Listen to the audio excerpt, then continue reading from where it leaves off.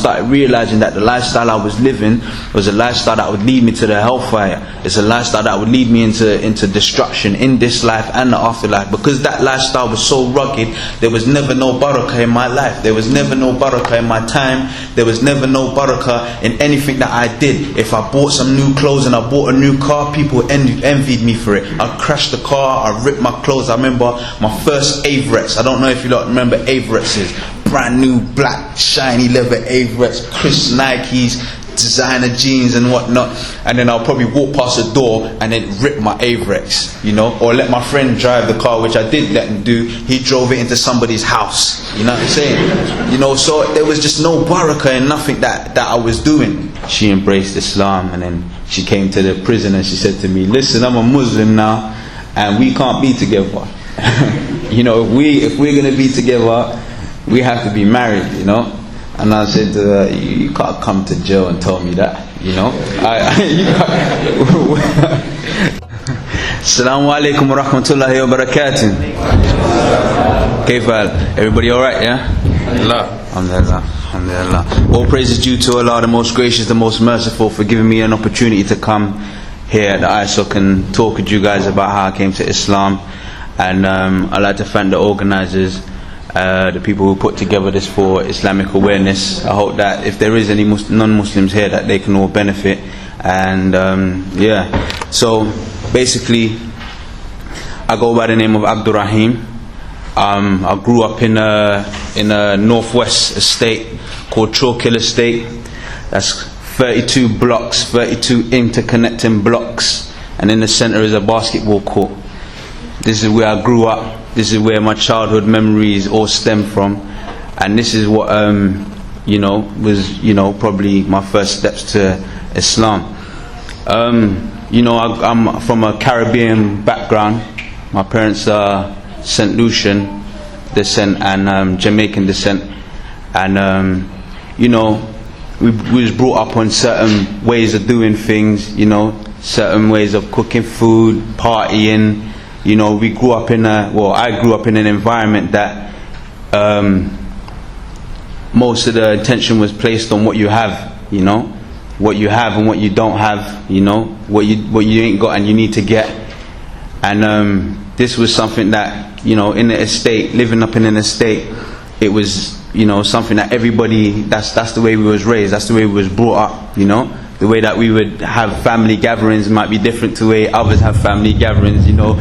Some Caribbean background, I mean mine, we would have like uncles and cousins, everybody there. You got the uncle in the back pouring alcohol on the food, and you got people smoking, and, you know, girls coming in, girls leaving, big cars pulling up, big chains hanging out, you know, phones ringing, you know. It was like a movie. It's like a gangster movie, you know. But this, as a young child, this is all I knew. This is, you know, you go to school, you come home, you know, someone just got beat up on the block, you know, someone ran out of food, or, you know, it's like a movie, the whole thing. If I was to sit down and write a book, I can probably write a good book out of it. But yeah, this is where I grew up from. You know, I was studying. I used to go to Wembley High School. You know, I was doing a few GCSEs and whatnot. But my attention was on music. You know, I used to write a lot of rap music, and late at night I got this stereo that's made out of different parts of metal with a hanger coming out of it, trying to listen to all the latest rap tunes on Tim Westwood or something like that, you know, writing lyrics and then coming out on the block and then say, yo, hear this new. I got all the drug dealers standing up there in the line and hearing me rapping and whatnot. You know, I used to rap my lyrics in the basketball court. You know, everybody would just start tapping the tables and making a beat. Then I start rapping, and, you know, this is how we grew up. You know, I used to play a lot of basketball. I had an opportunity to go to play for London Towers, but I didn't take it serious. You know, so I mean, like, you guys are here in university, you lot should, you know, appreciate what you have and what you're doing. But me, I had other things on my mind, and, you know, I wanted to live a life that was a bit more quicker than what I was doing. You know, I flushed a lot of my education down. I stayed behind in school for a lot of the people that I was with fell off, like, on the way, but I stayed behind. Like, even though, you know, I grew up in an estate and whatnot, I still had my wits about myself. I still picked up a book every now and again. I still read a few things. I still wrote a few things. So it wasn't just all like, you know, hectic lifestyle, you know. Then a few things happened in my life that kind of turned me to the worst. I had a younger brother who was murdered on the street after school. Came out and he had a little argument with somebody. One thing led to another, and the guy took his life. So I lost a young brother, and you know, living in an estate, sometimes the opportunities and the options seem a bit slimmer. You know, the exits out seem slimmer. To be quite honest, Chalkhill Estate was my world. You know, I lived there, I sleep there, I hustle there, and that's my world, you know. So when this happened, you know, I started smoking weed, you know. I was coming into like 16, 17. I started playing about with drugs, trying to sell drugs, you know. Education wasn't really important to me because of the lifestyle that I wanted to lead and the lifestyle that I was entering into. And around that point in time, I had my own place at an early age. So when I was going to high school, doing my GCSEs, or no, what was it? Doing my I was doing some NVQs or something like that, I think, in high school. Just on my way out, like sixth form. All the kids that were there, they were going home to their mum's house, or you know, they were being raised by their mums and whatnot. But me, after school, I gotta go to my flat. You know, I had to go to my apartment. I'm responsible for myself. I'm responsible for, you know, bills, electric, you know, all of these kind of things. You know, I'm responsible for what I wear, the clothes I have, you know. So I tried a few jobs. I tried McDonald's and all of those kind of jobs. But obviously, you know, seeing the lifestyle that people were living in my neighborhood, McDonald's ain't the place to be at, you know. So I started selling drugs, you know. I started getting into, you know, hard drugs and mingling with people that did the same thing, you know, that, you know, had the same like-minded, you know, get paid, get money anyway, you know, nothing long, eat or be eaten. That's the way that the lifestyle, you know, that I was adapting into. Guns, you know, obviously if you're on the street and this is the things that you're getting into, you have to have a gun. If you don't have a gun, blaze will be blazed, you know. That's the mentality. I was basically, I don't want to kind of say that, you know, these people today are, but it was like, you know, you had to be a monster, you know what I'm saying? You had to turn yourself into a monster. Your heart had to be cold. You know, you could be dealing with somebody who's on their last string of life, you know, they're on benefit and that's their last money. But if they're a fiend and they smoke drugs, then that money's your money, you know. You have to survive. You don't smoke drugs, you have to survive, you know. It doesn't matter how it doesn't matter who or where or when, you got to survive and you have to eat, you know. And then obviously, like, I had opportunities to play ball for London Towers. Then I had opportunities to play football for Luton. So I was athletic, you know. I still am athletic. I still go to the gym. I still put 3 plates on each side and, you know, bang the weights and whatnot. But yeah, so I had these opportunities, but I turned my back on them because, you know, money was the issue. You know, maybe if I was living with my parents and those things were taken care of, then I could focus on these kind of things. But it didn't turn out that way. So yeah, so then obviously living this lifestyle comes with, you know, prison sentences, and you know, I spent a lot of time in prison. I did a few sentences and it gave me a lot of time. You know, I thank Allah for the jail sentences that I did. I'm not really too sour by it. I ain't mentally scarred or anything. It just gave me an opportunity to, you know, slow down, because the lifestyle is so fast. It just gave me an opportunity to slow down, you know, and then just, you know, focus on myself, focus on my purpose in life. Why am I here? Why do I keep coming to prison? Why is it that, you know, I'm in this cycle of selling drugs and, you know, you know, robbing and just being a criminal. Why am I in this circle? It gave me a chance to reflect on a lot of things. And I didn't really have that much support, you know, because all my companions were on the same thing that I was on. There was no one that was there to say to me, yo, you need to slow down. Like, this path that you're heading down, it's only going to take you one way. You know, you need to make changes. There wasn't really nobody there to do that, you know. And I was taken care of by my aunt, my father's sister, and her two sons. Her two sons, one of them was on the road, one of them was a drug dealer, and the other one was a university student.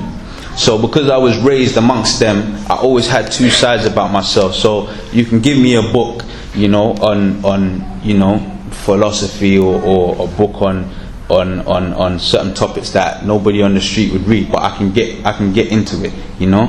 And then you can give me a box load of drugs and I can get rid of it. You know what I'm saying? So I was playing both sides of the fence, and it was a good thing for me, because when it came to that time where I had to phase that lifestyle out, I can go back into the books and you know, have a more of an intellectual approach on the lifestyle that I was living, the lifestyle that I was leading. So, you know, I had a young lady out there when I was in prison. You know, she embraced Islam on a I think there was a march in 2004, 2003 for Iraq, in central London somewhere. She embraced Islam, and then she came to the prison and she said to me, listen, I'm a Muslim now and we can't be together. You know, if we're going to be together, we have to be married, you know. And I said to her, you can't come to jail and tell me that, you know. Trust me, it played with my mind, and it played with my mind. So, you know, there was a point where I picked up the Quran, I flicked through a few pages, and I saw things like, yo, you know, you're gonna get thrown into the fire and damnation, and you know, these kind of things, you get me? So I'm thinking, yo, this is a bit too much for me. I'll put that aside and I'll get to it. Years start passing by, and you know, it still kept popping up, and then I started taking a more of a objective approach to it.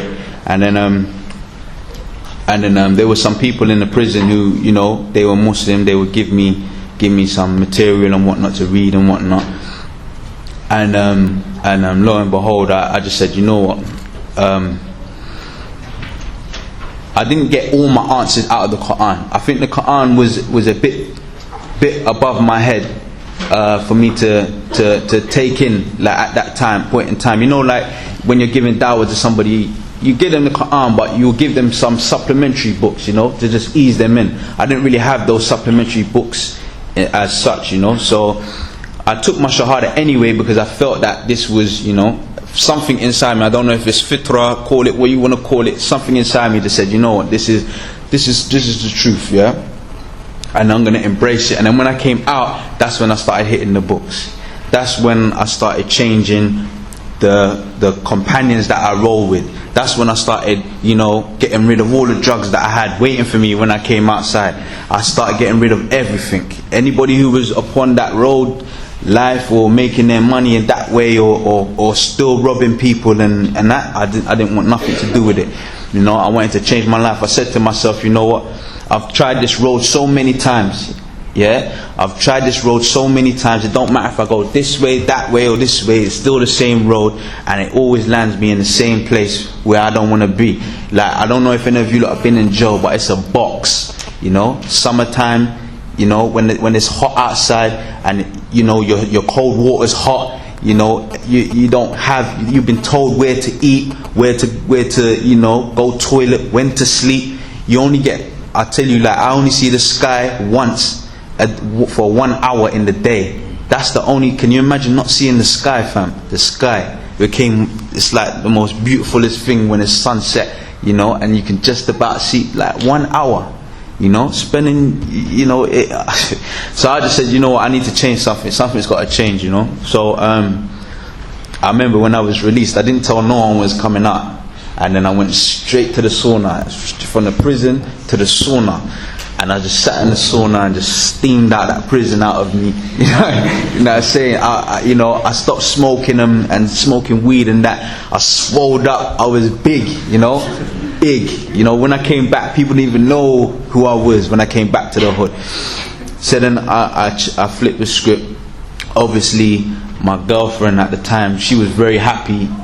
She waited throughout all my sentences. She waited. And then obviously I've been in jail, so I need to be married, Yeah. So as soon as I came out, I just said, you know what, let's do this thing. I got married and then started taking a few responsibilities. So yeah, a lot of people, my parents, they couldn't really say anything about me becoming a Muslim, because I was already my own man from a young age. So they couldn't say, you're a Muslim, you terrorist, what you doing there? What's that you're wearing? Why is your trousers in your socks? All these kind of things. They couldn't say nothing to me. And to be quite honest, a lot of Caribbean background, if parents from Caribbean background, they usually, well, so they think anyway, that they deal with righteousness, so they're a bit laid back and whatnot. And so I just give them dawah from my actions, so they know that their son ain't on a madness. I ain't running around clapping people with the gun and that, and I ain't doing nothing stupid no more. And now I'm married and I'm trying to do this thing properly.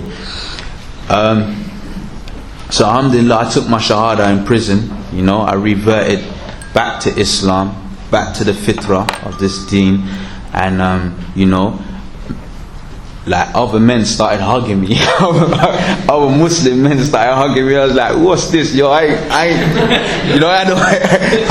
a new thing to me. Like, you don't hug a man on the road, so what's this all about in prison? You know what I'm saying? Obviously later on in life, you start realizing why and whatnot. Because when I took my shahada, a lot of brothers came and started hugging me. MashaAllah, tabarakallah, this is the best decision you've made, such and so forth. The thing is that the lifestyle that I was living before Islam, I didn't realize that this lifestyle was a way that would lead me to destruction. I didn't know that, I wasn't aware of that. And when I started reading the Quran, and when I started reading about the Prophet Muhammad sallallahu alaihi wasallam and how he led his life, the companions, the tabi'een and the tabi'een, I started realizing, may Allah be pleased with them, I started realizing that the lifestyle I was living was a lifestyle that would lead me to the hellfire. It's a lifestyle that would lead me into destruction in this life and the afterlife. Because that lifestyle was so rugged, there was never no barakah in my life. There was never no barakah in my time. There was never no barakah in anything that I did. If I bought some new clothes and I bought a new car, people envied me for it. I crashed the car, I ripped my clothes. I remember my first Reverts. I don't know if you lot remember Reverts. Brand new black shiny leather Reverts, crisp Nikes, designer jeans and whatnot. And then I'll probably walk past the door and then rip my Reverts, or let my friend drive the car, which I did let him do. He drove it into somebody's house. You know what I'm saying? So there was just no barakah in nothing that I was doing. So I just decided, that it's time to make a change, and it's time to take a different route. So alhamdulillah, then I started looking into Islam. I started trying to figure out my purpose of why I'm here. Because I can't be here just to be a menace to society. I must have some kind of use or some kind of purpose and whatnot. I come across the ayah in the Quran and Surah, I think it's Dhuriyat, where Allah subhanahu wa ta'ala said, I didn't create jinn and men, I only created jinn and men to worship me alone. I started learning about singling Allah out in worship, singling Allah out in lordship, and singling Allah out in His names and His attributes, which is Tawheed. I started learning about these things and the conditions of why of the Shahada, why I'm saying La ilaha illallah. People say, there's no God, but it's a deeper term than that. And it's only, I'll be real with you, it's only today that I've left off of other topics and other subjects to go back to La ilaha illallah Muhammadur Rasulullah, the Shahada. What is its conditions? The Shahada has 7 or 8 conditions. What are their conditions with proofs? This is when you're giving dawah, you have to give them their Shahada. You can't just give someone their Shahada, say La ilaha illallah, and then yes, ma salama, pray 5 times a day, and then call it, it's a wrap. No. This is why today I'm seeing now, as I'm a Muslim and I'm progressing, I'm maturing in the deen, reading more books, trying to memorize Quran, I'm seeing that, people are falling off because they don't know the condition of their shahada. They don't know what it is. So a nasiyah for everyone plus myself. I'm doing it myself today. I've been Muslim for 5-6 years. I'm doing it myself today, returning back to the conditions of my shahada, the categories of tawheed, and then the things that nullify your shahada. You need to know these things. Without your shahada, you can't be a Muslim. You can't be a Muslim without your shahada. Your salah isn't accepted if your wudu isn't done correct. So these are things you have to know, like the fiqh on your wudu, how to pray properly. I sat down in a wudu class. I used to say, man, these Salafi dons, they always tawheed, wudu, the etiquettes of using the miswak. You know what I'm saying? But when I sat down in a class about wudu, I found out that there was at least maybe I rechecked that my wudu, and I was doing it right, but there was one thing that I was doing wrong. There's one thing in my wudu that I was doing wrong. And that's just me. Now, who knows what we're doing wrong in our wudu amongst us? Simple things. If your wudu isn't correct, then your salah isn't accepted. Allah subhanahu wa ta'ala doesn't look at your other deeds. Allah subhanahu wa ta'ala doesn't look at your other deeds before He looks at your salah. So these are the things that I'm indulging in now, and I'm engaging in now. Alhamdulillah, I'm married, and alhamdulillah, I'm taking responsibility. I went Umrah. I did an Umrah trip. Went to see the Kaaba. Hey, listen, everyone needs to go there. Everyone needs to go there. Oh my gosh! If you ever see like top balcony, and you just see 1 billion Muslims and the Kaaba, and then you just, I'm being real. I'm being real, and then you just hear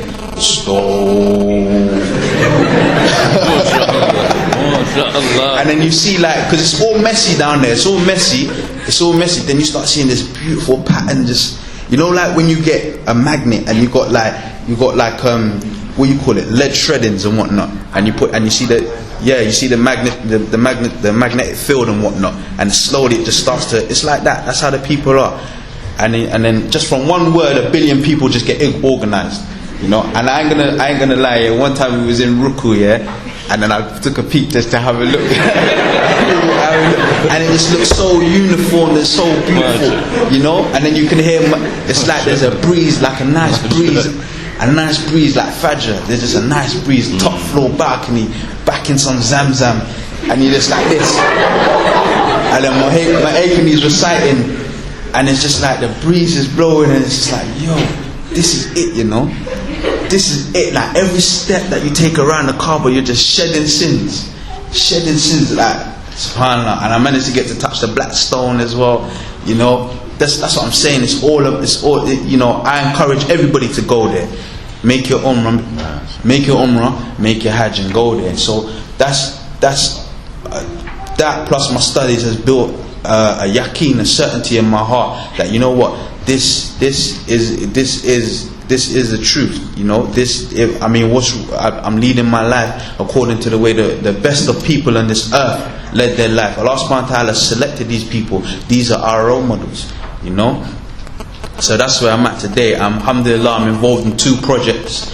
One's called Roadside to Islam. I don't know if you lot have seen it, but that's one of the. If you can check it, roadsidetoislam.com. And then I'm involved in another one that's more like community based, called North Wheezy Dawah. You got to put a little swing on it. You can't just. You got to put a little swing on it. And this one, mostly I'm focusing on the sisters who, they don't get to go to the Jummah. They're not getting a khutbah. They're not getting that foundation, and they're the ones that are going to raise our children. So my thing is foundations first. Know the conditions of your shahada and the conditions, and know the proofs. Know your tawheed and know the proofs, and then you take it from there. That's when you're playing with, your shit will set sail. So the sisters are, alhamdulillah, they're enjoying it, and this is what I keep to busy myself. The poetry and whatnot. The brother said I'm a nasheed artist. I'm not a nasheed artist. I do a bit of spoken word from the things the material that I read, so that I can deliver it to the people, so that they can benefit as well. I like to just call myself someone that likes to remind people, just to remind people of the foundation. And obviously I'm reminding myself and I ask Allah subhanahu wa ta'ala to accept what's sincere from the reminders that I give. And yeah, khalas, alhamdulillah.